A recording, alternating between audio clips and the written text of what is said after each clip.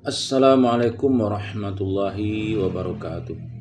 Innal hamdalillah nahmaduhu wa nasta'inuhu wa nastaghfiruh wa na'udzu billahi min shururi anfusina wa min sayyiati a'malina. May yahdihillahu fala mudilla lahu wa may yudlil falan tajida lahu waliyan mursyida. Asyhadu an la ilaha illallah wa asyhadu anna Muhammadan abduhu wa rasuluhu la nabiyya ba'da. Allahumma shalli wa sallim ala hadzal nabiyil karim Muhammadin sallallahu alaihi wasallam la nabiyya ba'da. Bapak-bapak, ibu yang berbahagia serta generasi muda yang saya sayangi, baiklah pada kesempatan yang berbahagia ini kita akan membacakan tafsir Al-Azhar, yaitu ayat 187 sampai dengan 189 dari tafsir Al-Azhar pada surat Ali Imran, masih pada juz yang keempat. A'udzu billahi minasy syaithanir rajim. Bismillahirrahmanirrahim. Wa idz akhadallahu mitsaqal ladzina utul kitaba latubayyinunnahu lin-nasi wa la taktumunah fanabadhuhu wara'a zurihim washtaraw bihi thamanan qalila fabi'sa ma yashtarun. La tahsabanna alladhina yafrahuna bima ataw wa yuhibbuna an yuhmadu bima lam yaf'alu fala tahsabannahum bimafazatin minal azab walahum azabun alim. Walillahi mulkus samawati wal ardh wallahu ala kulli syai'in qadir. Ayat 187. Dan ingatlah tatkala Allah mengambil janji orang-orang yang diberi kitab itu, hendaklah kamu terangkan isi kitab itu kepada manusia dan janganlah kamu sembunyikan. Tetapi mereka memungkiri perjanjian itu, mereka menjualnya dengan harga yang sedikit, alangkah jahat tukaran yang mereka terima itu. 188. Sekali-kali janganlah engkau sangka orang-orang bergembira dengan yang mereka lakukan dan senang sekali bila dipuji dalam hal yang tidak pernah mereka kerjakan.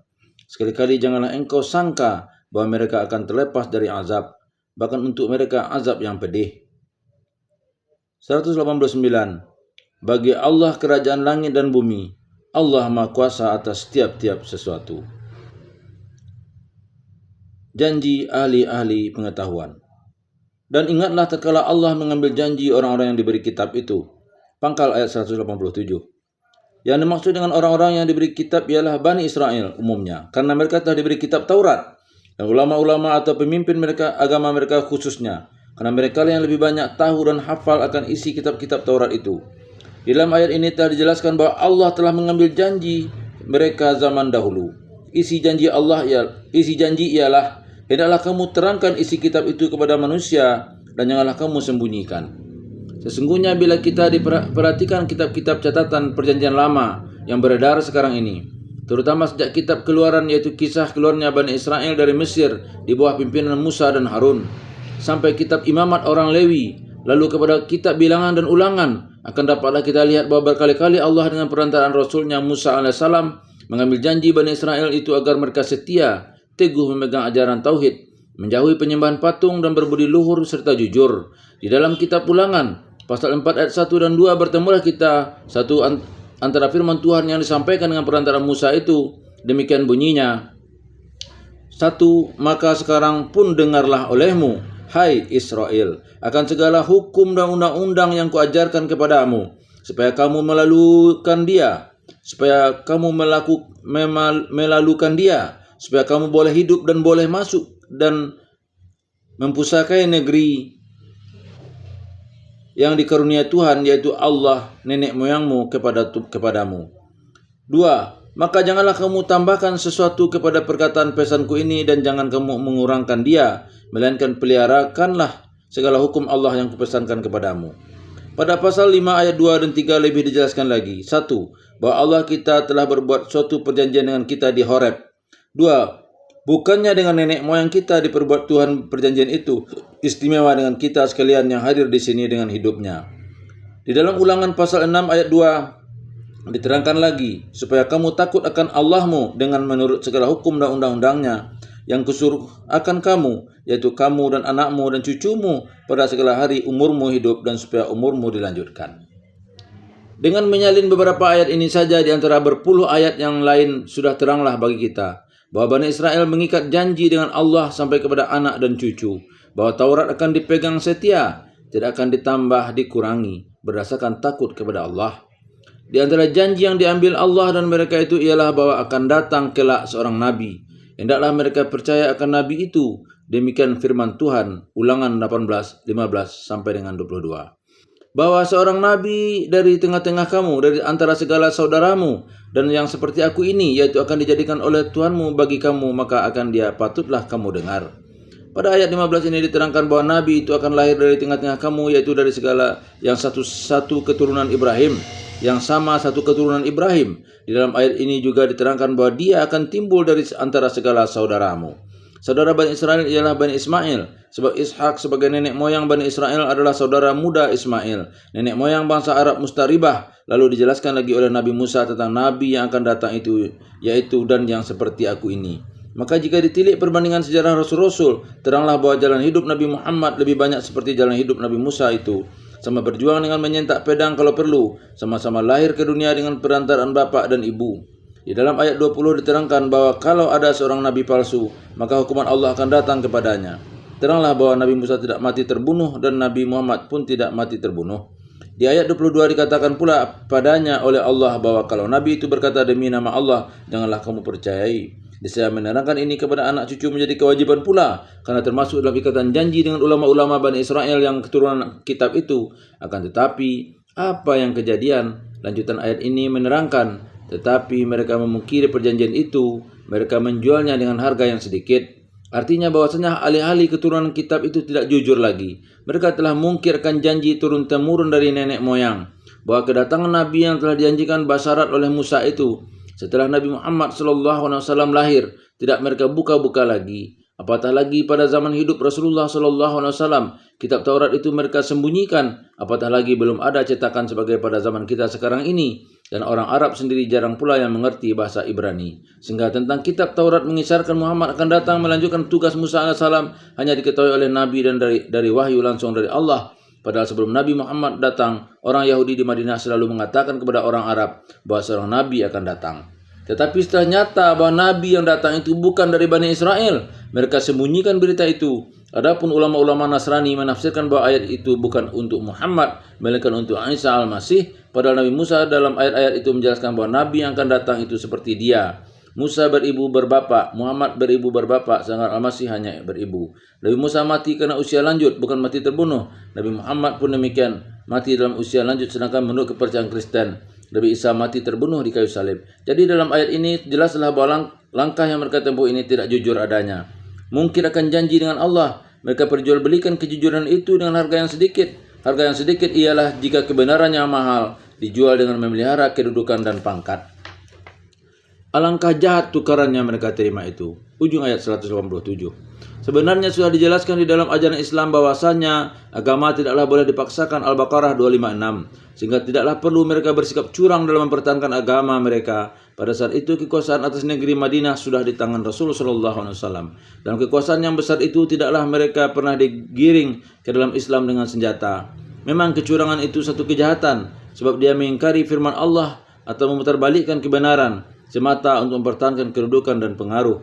Teringatlah kita bila merenungkan ujung ayat ini kepada perkataan tabi'in yang besar, yaitu Qatadah. Beliau berkata, inilah perjanjian yang telah diambil Allah dengan ahli-ahli ilmu. Maka barang siapa mengetahui sesuatu ilmu, hendaklah diajarkannya kepada manusia. Sekali-kali jangan disembunyikan ilmu itu, karena menyembunyikan ilmu adalah suatu kebinasaan. Ahli ilmu yang dalam istilah Islam dinamai ulama, atau dalam istilah bangsa kita dinamai sarjana atau cendekiawan, seharusnya menjadi penegak kebenaran. Itulah sebabnya maka Rasulullah pernah memberi mereka jabatan yang tinggi, yaitu penerima waris nabi-nabi. Mereka tidak boleh menyembunyikan kebenaran, mereka wajib menerangkan yang sebenarnya. Kalau tidak, maka mereka telah khianat atau membawa kebinasaan. Ilmu pengetahuan dengan sendirinya hendaklah membentuk akhlak, karakter, moral, dan mental. Hal-hal yang seperti ini telah diberikan contoh teladannya oleh ulama-ulama salaf yang mulia. Keempat imam ikutan umat Islam yaitu Imam Malik, Imam Hanafi, Imam Syafi'i, dan Imam Hambali. Semuanya telah menjadi korban keyakinan mereka kepada ilmu. Imam Malik pernah didera dengan cemeti dan dia ditahankan, namun dia tidak mau berganjak dari yang diyakininya. Imam Hanafi menurut setengah riwayat mati dalam penjara karena tidak mau menerima jabatan pada kerajaan Bani Abbas. Imam Syafi'i pernah dirantai tangan, leher, dan kaki, lalu digiring dari Yaman ke Baghdad karena fitnah orang. Imam Hambali pernah meringkuk dalam penjara 30 bulan 2,5 tahun karena tidak mau dipaksa mengubah keyakinannya bahwa Al-Quran itu adalah kalam Allah. Ibnu Taimiyah masuk penjara di Mesir 18 bulan, kemudian masuk penjara di Damaskus 5 bulan, sampai meninggal dalam penjara itu sebab tidak mau mengubah pendapatnya yang berbeda dengan pendapat ulama-ulama lain pada zaman itu, sedangkan kerajaan berpihak kepada ulama-ulama lain itu. Apa sebab mereka bersikeras sampai bersedia disiksa, diazab, dan dipenjarakan atau dibuang dari negeri, sebagaimana Imam Nawawi dan beberapa yang lain?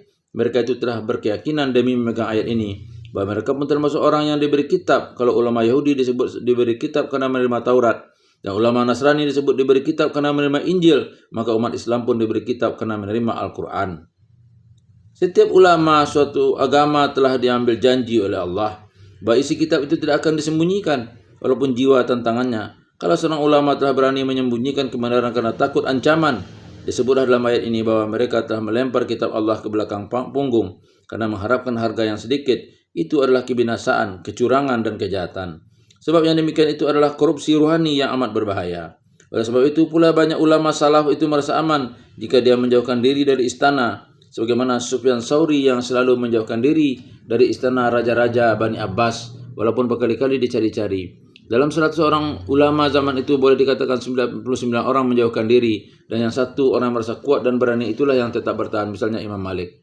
Berkata Syed Rashid Ridha dalam tafsir Al-Manar, ketahuilah bahwasanya tidak ada satu kerusakan yang sangat membahayakan bagi agama dan yang menyebabkan isi kitab tersia-sia sampai orang mau mencampakkannya ke belakang punggungnya, mau memperjualbelikan dengan harga yang sedikit.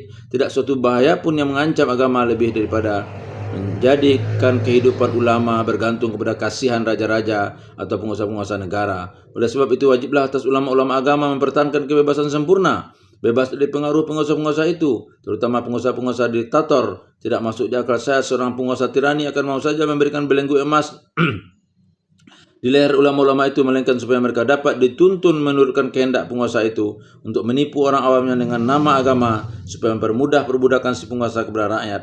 Kalau rakyat umum itu ada kesadaran, tidaklah mereka akan mau mempercayai kata atau fatwa ulama-ulama resmi yang telah diikat lehernya dengan rantai emas itu. Sekian kita tafsir Al-Manar juz 3 halaman 283. Sekian kita salin tafsir Al-Manar juz 3 halaman 283. Itulah sebabnya Imam Hanafi lebih suka menjadi saudagar kain, menjajah kian kemari, mendapat keuntungan halal untuk belanja sehari-hari, menjajah daripada diberi jubah anugerah raja tetapi hilang kebebasan. Imam Ghazali menerangkan panjang lebar dalam Ihya-nya bahaya ulama mendekati raja. Imam Al-Hafiz As-Sayuti menulis sebuah kitab yang khas bernama Al-Asatin fi Adamil Maji'i ila Salatin. Beberapa penjelasan untuk mencegah jangan mendekat kepada sultan. Maka disalinkanlah beberapa hadis yang berkenaan dengan itu. Di antaranya sebuah hadis riwayat Ad-Dailami, man sakanal badiyata jaffa wa man ittaba as-sayda ghafal wa man ata abwabas sultani tatan.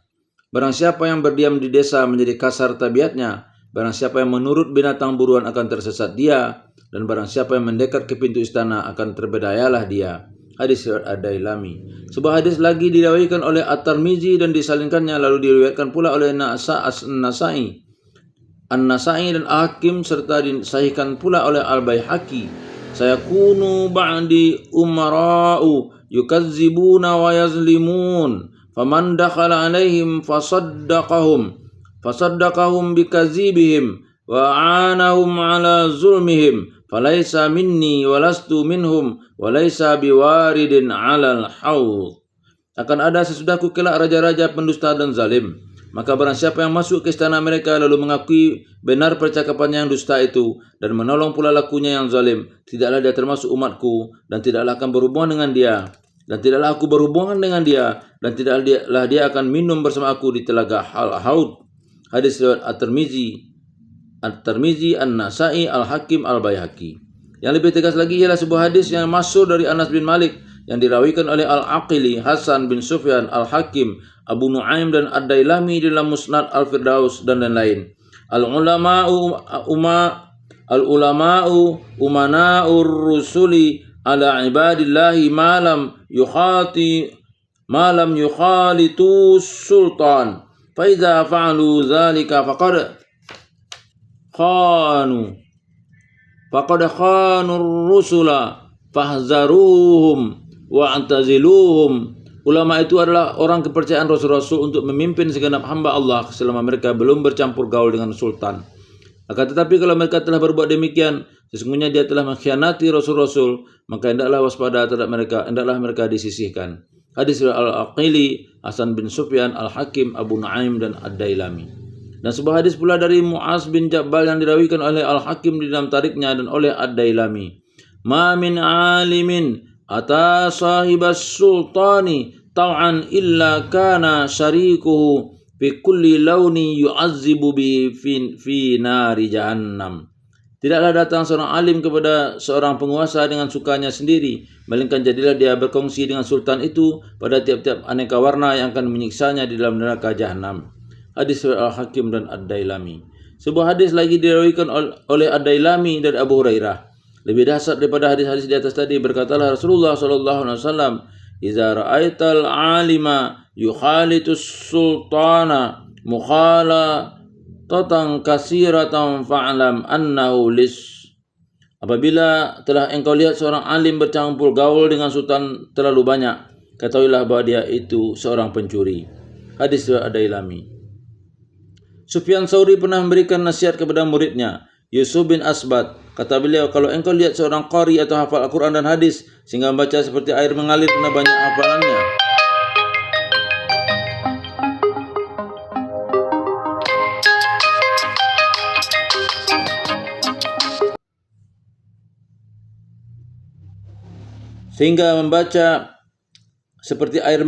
karena banyak hafalannya, menyandarkan diri kepada sultan, ketahuilah bahwa dia adalah seorang pencuri besar.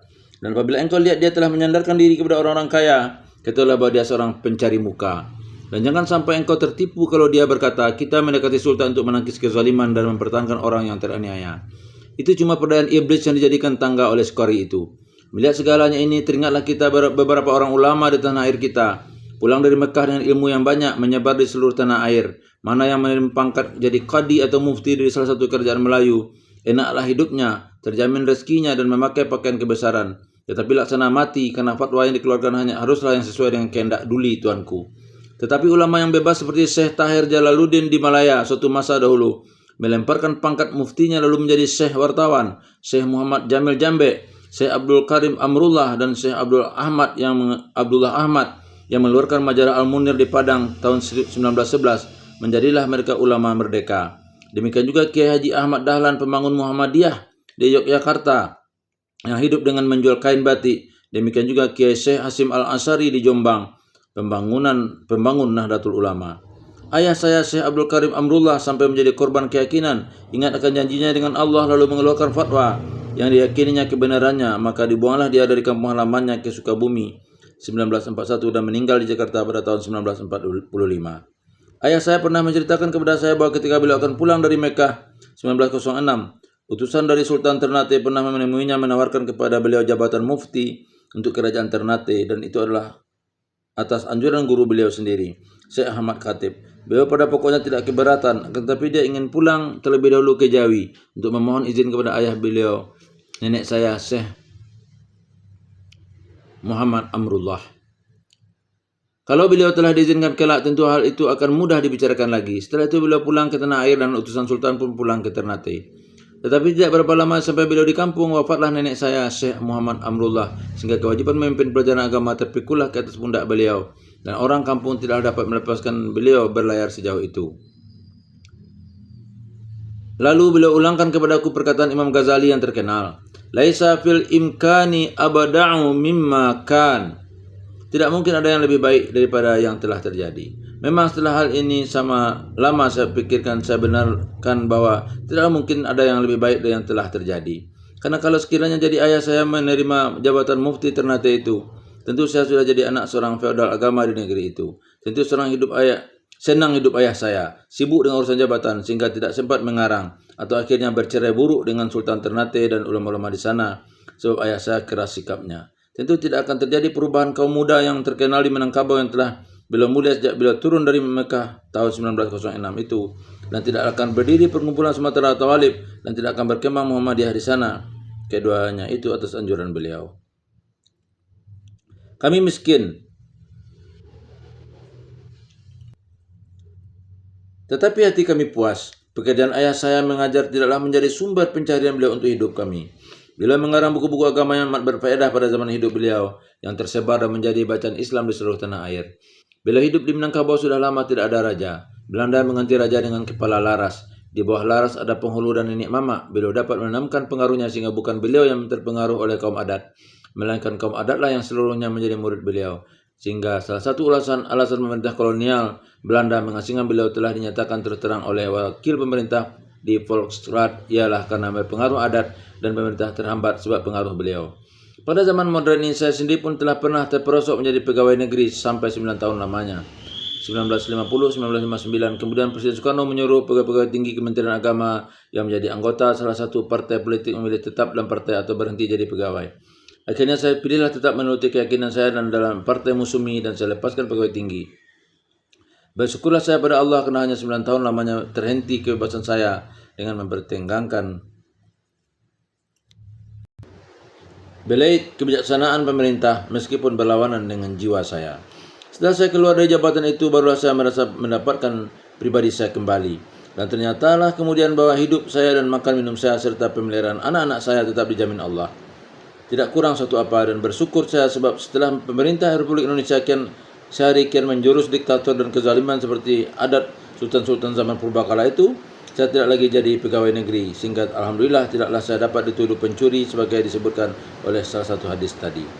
Ketika pengaruh pemerintah kolonial Belanda telah sangat terhunjam dalam masyarakat Jawa, di samping Bupati Belanda mengadakan pula jabatan penghulu masjid-masjid di bawah kuasa penghulu-penghulu itu, maka dengan dalam pergerakan kebangkitan Islam di Indonesia ini, nyatalah bahwa penghulu-penghulu itu menjadi penghambat kemajuan agama, dan gerakan Islam yang modern tidaklah pernah datang dari masjid, melainkan dari ulama-ulama di luar pengulon itu. Riwayat Ki Haji Ahmad Dahlan mendirikan Muhammadiyah di Yogyakarta dan bagaimana Kanjeng Penghulu menyuruh runtuhkan langgar yang beliau dirikan, sebab kiblat langgar itu berbeda dengan kiblat Masjid Agung yang salah. Padahal salah satu bukti bahwa ulama lebih baik jangan mendekati sultan. Setelah jatuh rezim Soekarno karena kegagalan percobaan kaum komunis merebut kekuasaan di Indonesia pada 30 September 1965, banyaklah dibicarakan orang tentang kesalahan kaum cerdik pandai atau sarjana atau intelektual yang menjual keyakinan pengetahuan kepada tirani atau si zalim. Ada yang mengungkapkan dengan kata-kata yang lebih kasar, yaitu kaum intelek yang melacurkan diri, mengkhianati ilmu pengetahuan, lalu menjadi badut-badut yang setia, mengilmiahkan kebohongan.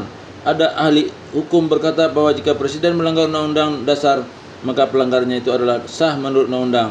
Dan datang pula sarjana ahli kimia mengatakan bahwa gizi dan kalori yang terkandung dalam jagung menurut ilmiah jauh lebih banyak daripada yang terkandung di dalam beras. Sebab si zalim menyuruh mempropagandakan agar rakyat makan jagung. Sebab si zalim tidak kuat lagi mengimpor beras dari luar negeri. Kemudian datang pula ahli kesehatan mengatakan memakan tikus menurut ilmiah tidak merusak kesehatan. Demikianlah sarjana tadi berlomba mengkhianati diri sendiri untuk memuaskan hati si penguasa yang zalim itu. Ulama pun tidak mau pula ketinggalan. Ada yang memberikan fatwa sah seorang perempuan yang masih berlaki dinikahkan dengan laki-laki lain, sebab laki-laki lain itu penguasa agung. Inilah yang disyaratkan oleh ujung ayat tadi. Sungguhlah jahat apa yang mereka kerjakan. Dan inilah yang disyaratkan oleh salah satu hadis tadi, yaitu bahwa ulama atau sarjana yang telah berulang ke istana raja, ketahuilah bahwa dia itu pencuri, mereka itu adalah koruptor, lebih jahat dari koruptor yang mencurangi uang negara, sebab mereka adalah koruptor moral dan jiwa. Nauzubillahi min zalik. Memang beratlah menjadi ulama dan menjadi sarjana, sebab mereka itu dengan ilmunya telah mengikat janji dengan Allah. Ingin pujian atas usaha orang lain. Sekali-kali janganlah engkau sangka orang-orang yang bergembira dengan yang mereka lakukan dan senang sekali bila dipuji dalam hal yang tidak mereka pernah kerjakan. Di ayat ini bertemulah dua perangai manusia yang amat rendah atau suatu kerendahan budi dan menunjukkan jiwa yang kerdil, yaitu perangai orang yang munafik dan pengecut, tidak berani bertanggung jawab. Pertama, ialah orang yang bergembira dengan yang telah mereka lakukan. Kedua ialah orang pengecut yang berbuat suatu kepengecutan lalu memuji sikapnya yang pengecut itu, atau orang yang bodoh bangga dengan kebodohannya. Seumpama seorang yang memang jiwanya kerdil melihat seorang pejuang telah menjadi korban keyakinannya, atau orang itu dibuang atau dipenjarakan atau tewas di medan jihad.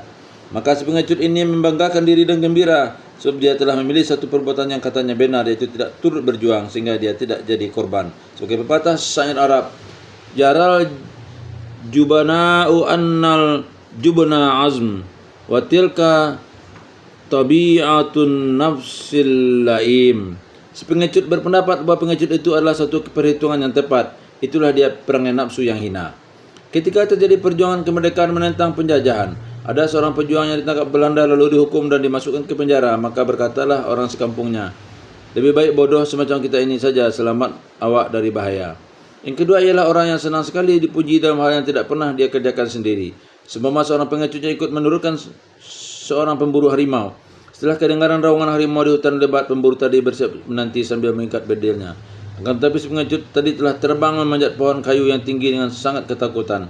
Bedil pun meletus, harimau itu pun tersungkur jatuh karena tepat kena pada kepalanya. Setelah harimau mati, datanglah pemotret mengambil gambar kejadian bersejarah itu.